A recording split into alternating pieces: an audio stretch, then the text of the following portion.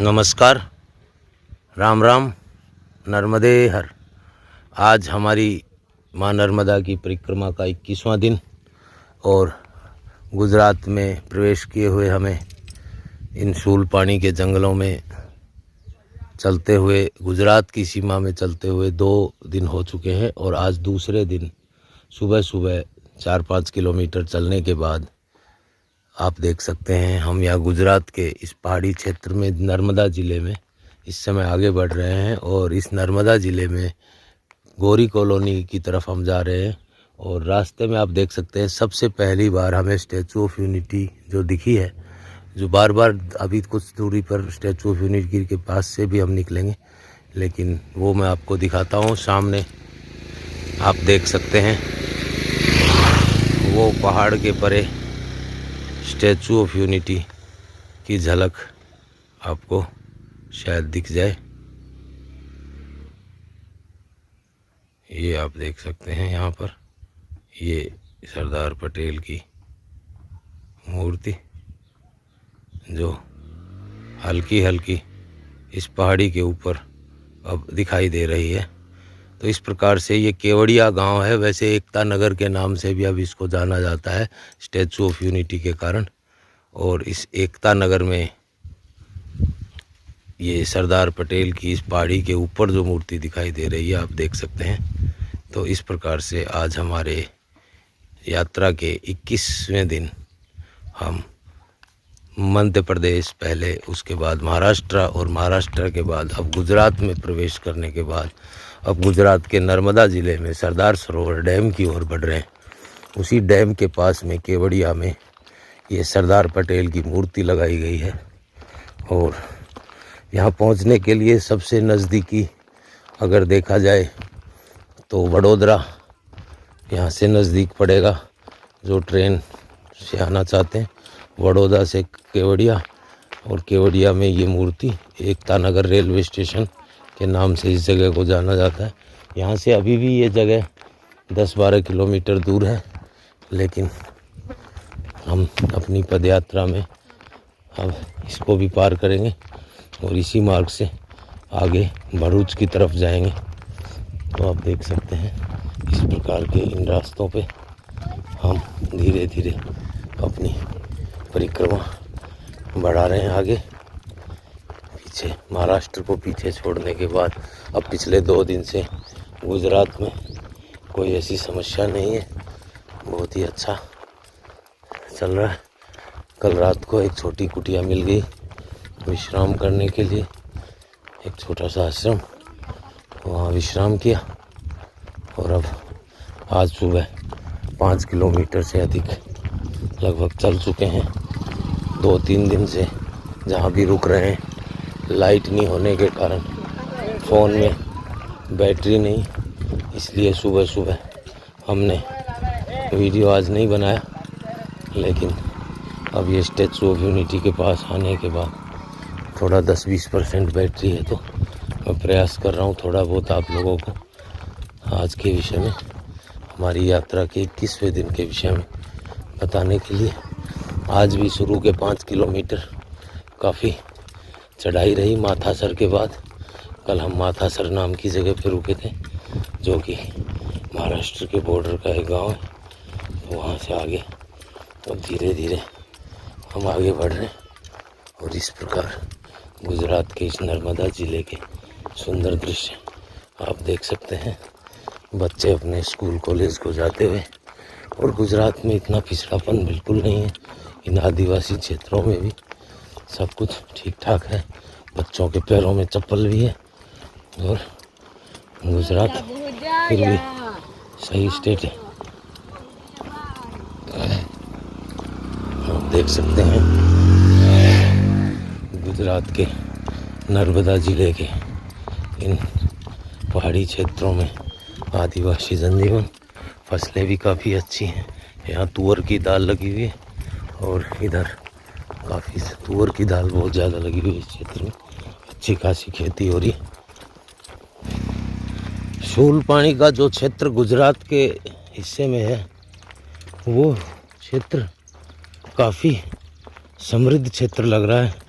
काफ़ी फसलें भी ये लोग इतनी तीखी ढलानों पर उगा रहे हैं और हर प्रकार से महाराष्ट्र और एमपी की तुलना में फूलपानी के जंगलों में बहुत ही अच्छा अनुभव यहाँ पे हो रहा है, क्योंकि यहाँ पे उतना पिछड़ापन नहीं है जितना कि महाराष्ट्र में देखने को मिला था। और जिस प्रकार का जनजीवन, जिस प्रकार की आध्यात्मिक शून्यता और जिस प्रकार की मानसिक शारीरिक दरिद्रता दिखाई दी, वैसी गुजरात में नहीं। यहाँ हर प्रकार से लोग समृद्ध हैं और आप देख सकते हैं इन पहाड़ियों पर जगह जगह छोटे बड़े मकान, खेत और एक समृद्ध जनजीवन यहाँ नर्मदा ज़िले में, गुजरात में देखने को मिला है। माँ नर्मदा की परिक्रमा, पैदल परिक्रमा करते हुए आज हमें 21वां दिन है और 21 दिन हम पूरा चल चुके हैं और आज हम 21वें दिन पहुँचे हैं एक विशेष स्थान पर। माँ नर्मदा के किनारे हम गुजरात की सीमा में प्रवेश कर चुके हैं 2 दिन पहले महाराष्ट्र से, और अब हम गुजरात के नर्मदा ज़िले में इस समय माँ नर्मदा के किनारे रुके हैं आज के विश्राम के लिए 21 दिन चलने के बाद।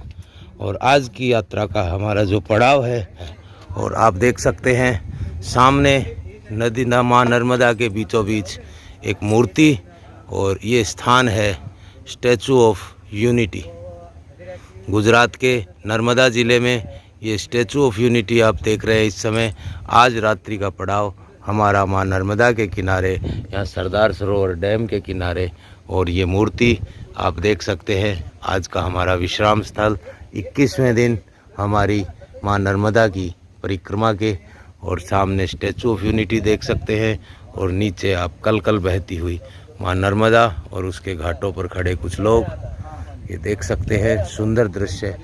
ये केवड़िया से, जो कि गुजरात का एक छोटा सा कस्बा है, केवड़िया माँ नर्मदा के किनारे सरदार सरोवर डैम के पास में, और ये सरदार वल्लभ भाई पटेल की मूर्ति इस जगह पे जो रेलवे स्टेशन है, या इस जगह का नाम एकता नगर भी रखा गया है। एकता नगर के साथ साथ पुराना नाम इसका केवड़िया है। और इसके नज़दीक शहर की बात करें तो वडोदरा इसके नज़दीक का ही शहर है। आप देख सकते हैं सामने चेतावनी लिखी हुई है, मगरमच्छ से सावधान। तो माई में मगरमच्छ भी हैं, नर्मदा माई की जो सवारी है वो मगरमच्छ ही है। तो आप सुंदर दृश्य देख रहे हैं स्टैचू ऑफ यूनिटी से।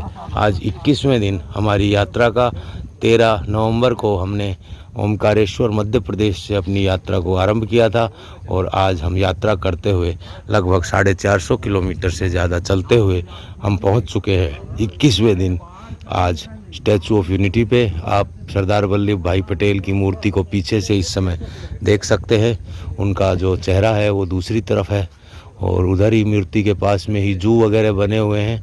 कभी आपको आने का अवसर मिले, बहुत सुंदर इस क्षेत्र को डेवलप किया गया है।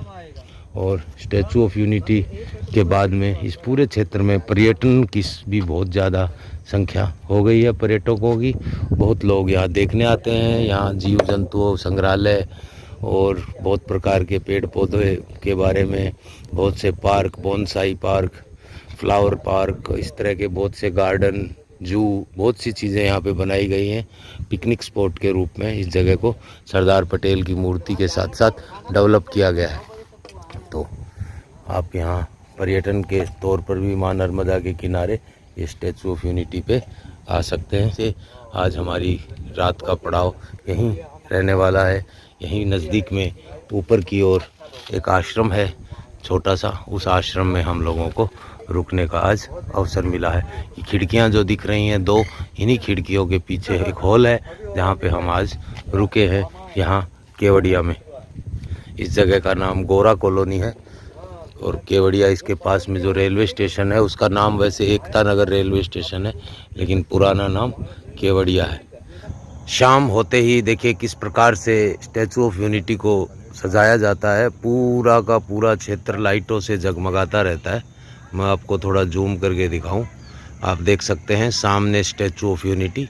आज 21वें दिन हमारी माँ नर्मदा की परिक्रमा के जो हम यहाँ पहुँचे हैं, सामने सरदार वल्लभ भाई पटेल की मूर्ति आप देख सकते हैं, और माँ नर्मदा पर ये पुल, चारों ओर जगमगाती हुई लाइटें, और बड़ा ही सुंदर डेवलपमेंट या कहें सुंदर विकास यहाँ पे किया गया है। जंतु संग्रहालय बनाया गया है, विभिन्न पेड़ पौधे, योग, भोजन, हर प्रकार की व्यवस्था इस छोटे से शहर केवड़िया में स्टैचू ऑफ यूनिटी के आसपास पर्यटकों के लिए की गई है।